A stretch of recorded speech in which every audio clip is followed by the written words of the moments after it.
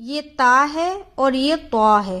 اسے ہم باریک پڑھتے ہیں اور اسے موٹا کر کے پڑھتے ہیں۔ اسے موٹا اس لیے پڑھتے ہیں کیونکہ یہ جو طا ہے یہ حروف مستعلیہ میں سے ایک ہے، جو حرف موٹے پڑھے جاتے ہیں اس میں سے ایک ہے، تو اسے ہم موٹا کر کے پڑھیں گے جیسے کہ طا، اور اسے باریک پڑھیں گے جیسے تا۔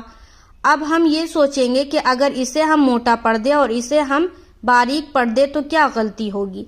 تو اگر کسی حرف کو آپ جیسے تا کو اگر ہم موٹا پڑھیں گے تو یہ حرف طا بن جائے گا، یعنی کہ یہ حرف بن جائے گا، اور قرآن میں ایک حرف کی بھی غلطی سے معنی چینج ہو جاتا ہے، جو کہ غلط ہے، معنی چینج نہیں ہونا چاہیے۔ تو اسے ہم تا پڑھیں گے اور اسے ہم طا پڑھیں گے، معنی بالکل چینج نہیں ہونا چاہیے۔ مخرج سے ادا کرے اور جس طریقے سے بتایا گیا ہے، باریک کو باریک اور موٹا کو موٹا